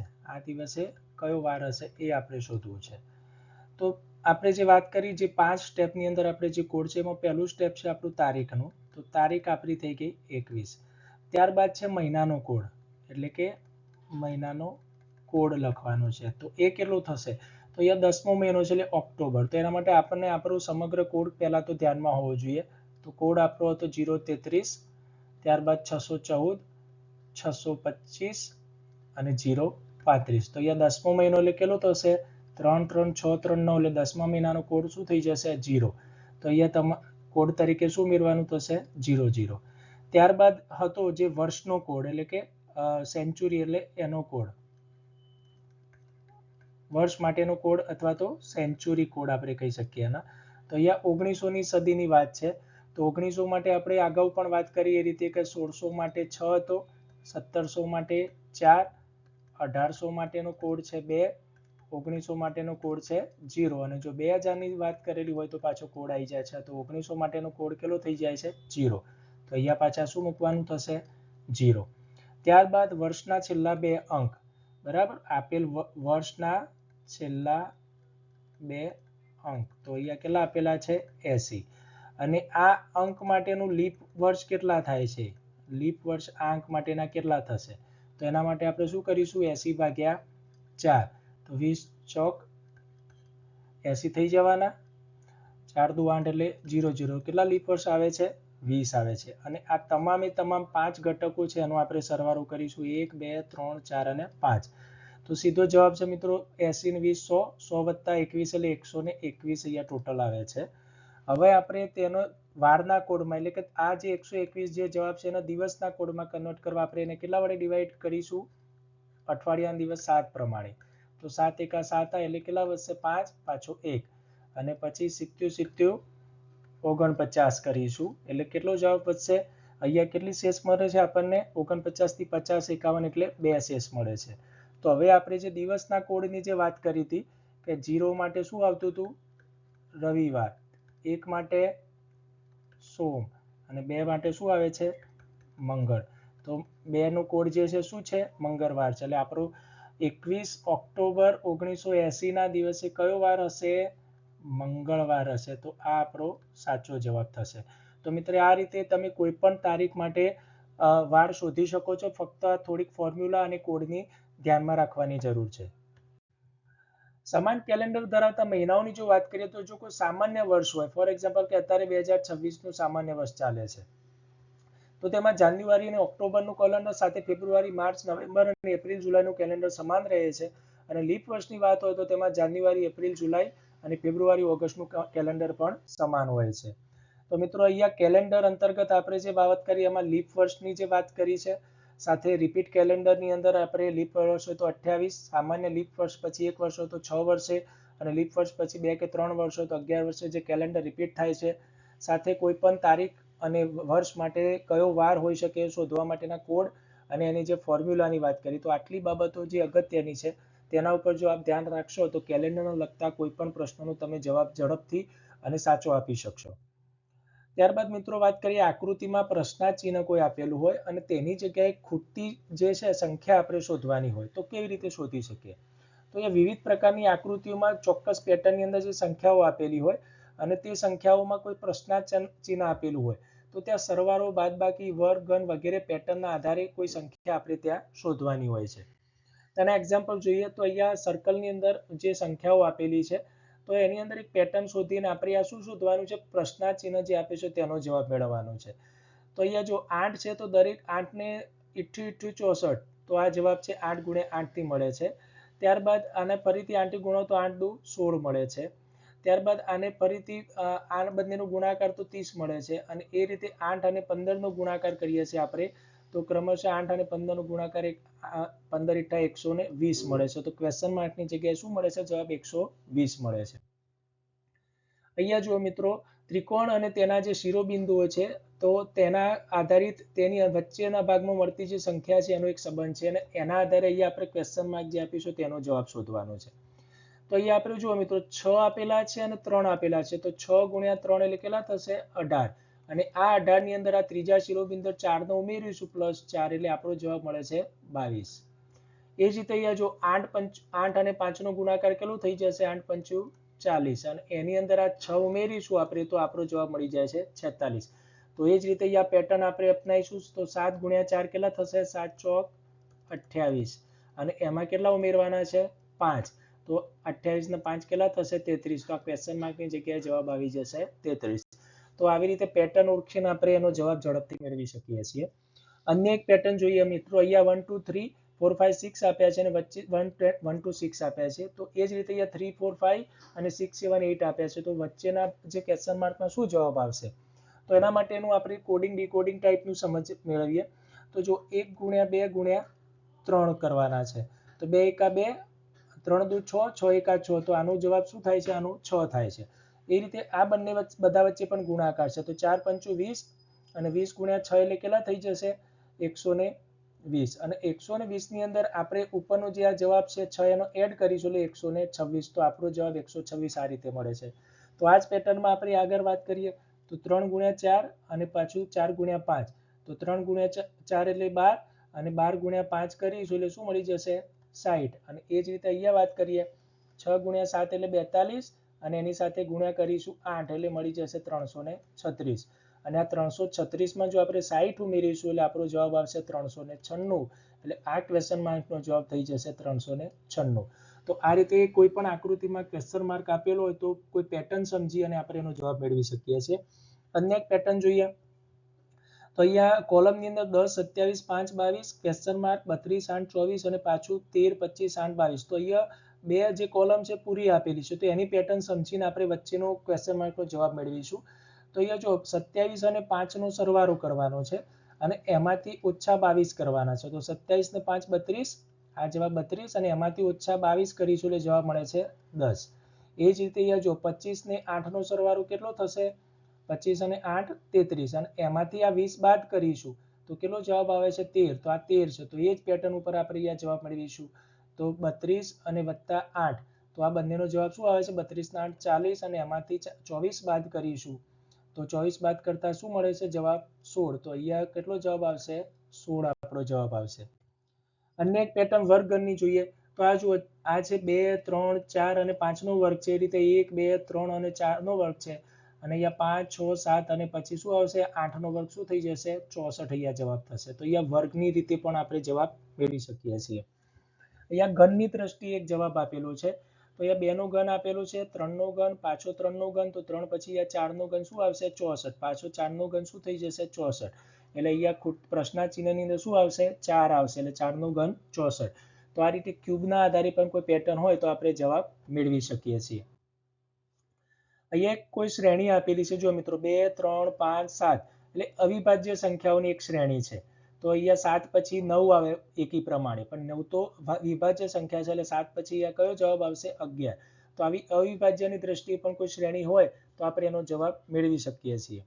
તો આ રીતે વિવિધ પ્રકારની શ્રેણીની દ્રષ્ટિએ પેટર્ન સમજીને આકૃતિમાં ખૂટતી સંખ્યા શોધી અને એ સાચો જવાબ મેળવી શકાય છે. ત્યારબાદ મિત્રો વાત કરીએ આકૃતિ પરથી આકારોની ગણતરી કરવાની વાત છે. તો વિવિધ પ્રકારની આકૃતિની જે ડિઝાઇન આપેલી હોય અને એમાં કેટલાક આકારો હોય તો તેમાં કેટલી સંખ્યામાં આપેલી છે એ શોધવાની થાય છે. તેમાં ત્રિકોણ, ચોરસ, લંબચોરસ કે બીજા પણ આકારો સમાઈ શકે છે. તો આપણે એક્ઝામ્પલ સાથે તેમાં વાત કરીએ. ફોર એક્ઝામ્પલ, આવી કોઈ આકૃતિ આપી હોય અને આપણે તેમાં ત્રિકોણોનો સરવાળો શોધવો હોય કે આમાં કેટલી સંખ્યામાં ત્રિકોણ આપેલા છે. તો અહીંયા 1 2 3 4 5 આપણે ક્રમ આપી દઈશું ને પછી આ ક્રમ મુજબ એમનો સરવાળો કરી લઈશું તો આપણો જવાબ શું થઈ જશે? 15 આવી જશે. માની લઈએ કે આપણે અહીંયા કોઈ લાઈન દોરેલી છે તો અહીંયા સમગ્ર ત્રિકોણ જે છે એને અહીંયા સેમ ટુ સેમ બે ભાગ પડી જાય છે. જે રીતે આ 1 2 3 4 5 ત્રિકોણ બને છે એ જ રીતે અહીંયા પણ શું થઈ જશે? 1 2 3 4 અને 5. તો ફરીથી ઉપરવાળાનો પણ આપણે એ જ રીતે સરવાળો 1 + 2 + 3 + 4 + 5. તો આનો સરવાળો પણ કેટલો થશે? 15. અને નીચેવાળાનો પણ આપણે શોધ્યો, કેટલો જવાબ થાય છે? 15. તો અહીંયા બંનેનો સરવાળો આપણે કરી લઈશું 15 + 15 તો જવાબ શું થઈ જાય છે? 30. તો આ પ્રકારની જો આકૃતિ હોય તો 30. એ જ રીતે ફરીથી જો કોઈ લાઈન દોરી હોય તો બીજા 15 ત્રિકોણ એડ થશે. તો આ રીતે આપણે કોઈ પણ ત્રિકોણમાં આ રીતની ડિઝાઇન આપી હોય તો તેમાં ત્રિકોણ શોધી શકીએ છીએ. અને તેના માટેનું એક ફોર્મ્યુલા છે આપણા જોડે, n + 1 / 2. હવે n એટલે શું? તો ત્રિકોણના કેટલા ભાગ પાડ્યા છે? તો અહીંયા 5 ભાગ પાડ્યા છે. તો n ની જગ્યાએ જો 5 લઈએ તો 5 × 5 + 1 એટલે 6/2 એટલે શું થઈ જશે? 30/2 એટલે 15. તો ફોર્મ્યુલાથી પણ આપણે આ રીતે ત્રિકોણના કેટલા છે શોધી શકીએ છીએ. હવે કોઈ લંબચોરસ કે ચોરસની અંદર આ રીતે ભાગ પાડીને ત્રિકોણ શોધવાના કીધા હોય તો સૌપ્રથમ આપણે ડિઝાઇનમાં નંબરિંગ કરી દઈશું. અને નંબરિંગમાં જે છેલ્લો આંકડો આવે છે, માની લો કે 8 આવે તો એના ગુણ્યા 2 = 16. તો અહીંયા જવાબ થઈ જશે 16. ત્યારબાદ ચોરસની અંદર જો આપણે ગણતરી કરવાની વાત કરીએ એટલે ચોરસની અંદર કેટલા આ પ્રકારની ગ્રીડ આપેલી હોય અને એમાં કેટલા ચોરસ સમાયેલા છે. તો સૌપ્રથમ આપણે તેમાં હાર અને કોલમ પ્રમાણે નંબરિંગ કરી દઈશું. તો ઊભી કોલમની અંદર 1 2 3 4, એ જ રીતે આડી હારની અંદર પણ 1 2 3 4 કરી દઈશું. ત્યારબાદ જે છેલ્લા અંકો છે ત્યાંથી આપણે ગણતરીની શરૂઆત કરીશું. તો અહીંયા 4 × 4 કરીશું પહેલા, તો 16. ત્યારબાદ 3 × 3 કરીશું એટલે 3 તરી 9. ત્યારબાદ 2 × 2 કરીશું એટલે 2 નો વર્ગ થશે. તો 2 × 2 એટલે કેટલા થયા? 4. અને 1 × 1 કરીશું એટલે 1 એકા કેટલા થઈ જાય છે? 1. અને પછી આ બધાનો શું કરીશું? આપણે સરવાળો કરીશું. તો 16 ને 9 25, 25 ને 4 29 ને 1 30. તો આપણો સાચો જવાબ કેટલો થશે? 30. તો અહીંયા ચોરસની અંદર જે ખરેખર તો શું છે, આપણા ચોરસના ક્ષેત્રફળનું સૂત્ર છે લંબાઈ × લંબાઈ. તો એ પ્રકારનું પેટર્ન છે. અહીંયા 4 હોય તો 4 નો વર્ગ, પછી 3 નો વર્ગ અને પછી બધાનો સરવાળો. કોઈ અસમાન ગ્રીડ આપી હોય તો તેમાં પણ આ જ ફોર્મ્યુલા કે આપણે એને રો કોલમમાં નંબરિંગ કરીશું, પછી અંતિમ જે છેલ્લા બે નંબરો છે ત્યાંથી આપણે ગણતરી કરીશું એટલે 3 × 4 તો 12. ત્યારબાદ આપણે 2 અને આ 3 નો ગુણાકાર કરીશું તો 2 × 3 એટલે કેટલા મળી જાય છે? 6. અને 1 × 2 કરીશું એટલે 1 × 2 એટલે 2. અને અહીંયા જે 1 બચે છે એને આપણે હાલ ગણતરીમાં લેતા નહીશું. પછી આનો સરવાળો કરીશું તો 12 ને 6 18, 18 ને 2 20. તો અહીંયા કેટલા ચોરસ આવેલા છે? 20 ચોરસ આપેલા છે. એ રીતે જો આપણે લંબચોરસની ગણતરીની વાત કરીએ તો તેની અંદર જેટલા પણ ખાના ગ્રીડ આપેલા હોય તો એને રો કોલમમાં આપણે ફક્ત નંબરિંગ કરી દઈશું 1 2 3 4. એ જ રીતે ઊભામાં પણ આપણે કરીશું 1 2 3. અને ત્યારબાદ આ અંકોનો સરવાળો તો 1 + 2 + 3 એટલે કેટલા થઈ જશે? 4 ને 3 7 ને 2 9 ને 1 10. અને અહીંયા પણ સરવાળો કરીશું તો 6. અને પછી જે લંબચોરસના લંબાઈ ગુણ્યા પહોળાઈનું જે સૂત્ર છે ક્ષેત્રફળનું, તો અહીંયા લંબાઈ માન લો કે 10 છે અને અહીંયા 6 છે. તો 10 × 6 એટલે કેટલા થશે? 60 લંબચોરસ આપણને મળે છે.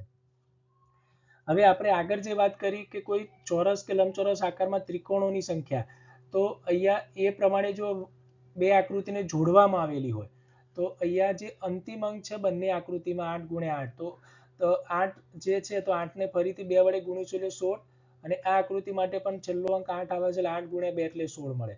એટલે 16 + 16 તો આપણને મળી જ જાય છે 32. પણ બંનેને જોડવાથી અહીંયા એક નવો પણ ત્રિકોણ જે છે બંનેના કોમ્બિનેશન વાળો એક મોટો ત્રિકોણ આપણને મળે છે. તમે જોઈ શકો છો આ એક, અને એ જ રીતે આ બીજો કોમ્બિનેશન ત્રિકોણ મળે છે આપણને મોટો, આ બીજો ત્રિકોણ. તો આ બીજા બે ત્રિકોણ એની અંદર એડ થાય છે એટલે 32 + 2 એટલે કેટલો જવાબ થશે? 34 ત્રિકોણ આપણને જવાબ મળે છે. અહીંયા જવાબ ખોટો આપેલો છે મિત્રો. તો બંનેના જોડાણથી નવા 2 ત્રિકોણ મળે છે, એટલે કુલ 34 ત્રિકોણ આની અંદર જોવા મળે છે. તો આ રીતે અલગ કોઈ પણ આકૃતિના આકારોની આપણે ગણતરી કરી શકીએ છીએ તેમાં. ત્યારબાદ એક પોઈન્ટ આવે છે મિત્રો, અલગ પડતી આકૃતિ શોધવી. એટલે તમને 4 અથવા 5 આકૃતિ વિકલ્પોમાં આપેલી હોય અને તેમાંથી જુદી પડતી, એટલે કઈ રીતે જુદી પડતી હોય, તો આકૃતિના કોઈ લક્ષણો કે ગુણધર્મોના દ્રષ્ટિએ કે આકારની દ્રષ્ટિએ જુદી પડતી હોય. સિમ્પલ આપણે એક્ઝામ્પલ જોઈએ મિત્રો, કે ફોર એક્ઝામ્પલ તમને અલગ અલગ પ્રકારની આકૃતિ 4 આપેલી છે અને તમારે એમાંથી જુદી પડતી આકૃતિ શોધવાની છે તેના લક્ષણોની દ્રષ્ટિએ. કે રીતે, તો કેવી રીતે શોધી શકાય છે? તો અહીંયા જુઓ મિત્રો, આપણને 4 વિકલ્પમાં આકૃતિ આપી છે, A, B, C અને D. તો તમે જોઈ શકો છો કે ABC જે છે તે માં રેખાખંડો આવેલા છે, જ્યારે D જે એક એવી આકૃતિ છે જે શાનાથી બનેલી છે કે વક્રાકાર બનેલી છે. તો D જે છે એક જુદી પડતી આકૃતિ છે, તો D એ આપણો સાચો જવાબ બની શકે. અન્ય કોઈ એક્ઝામ્પલ લઈએ કે ફોર એક્ઝામ્પલ કોઈ ચોરસ આપેલો છે અને એના સમાન ભાગ કરેલા છે. એ જ રીતે લંબચોરસ આપેલો છે, એના કોઈ ભાગ કરેલા છે. વર્તુળ આપેલું છે, એના પણ ભાગ કરેલા છે. અને અન્ય કોઈ આકૃતિ આપેલી છે, એના પણ ભાગ કરેલા છે. અને એના આધારે અહીંયાથી આપણને જવાબ કરવાનું કીધેલો છે કે આમાંથી કઈ આકૃતિ જુદી પડશે. તો મિત્રો જોઈ શકીએ છીએ કે આપણે આની અંદર શું જોવા મળે છે કે દરેક આકૃતિના જે ભાગ પડે છે સમાન ભાગ પડે છે એબીસીમાં, જ્યારે ડી ની અંદર જોઈએ છો તો એ ભાગ કેવા છે? અસમાન ભાગ પડે છે. તો આ ગુણધર્મની દ્રષ્ટિએ પણ શું થાય છે કે આ પોઈન્ટ જુદો પડી જાય છે. તો આ રીતે આપણને આકૃતિ જુદી પડતા પણ પ્રશ્ન પૂછાતા હોય છે. તો મિત્રો આ સમગ્ર લેક્ચરની અંદર આપણે તમામ એ મુદ્દાઓને કવર કર્યા છે કે જે આપણને તાર્કિક અભિયોગ્યતા અંતર્ગત પરીક્ષામાં પૂછાતા હોય છે. તો આ સમગ્ર વિડીયો આપને ખૂબ જ ઉપયોગી થવાનો છે. આ વિડીયોને આપ લાઈક કરશો, સબસ્ક્રાઇબ કરશો ચેનલને, અને આ વિડીયોને આપણા મિત્રોને પણ ઉપયોગી બને એ માટે શેર કરશો. આવા જ એક અગત્યના વિડીયો સાથે આપણે ફરીથી મળીશું. Thank you very much.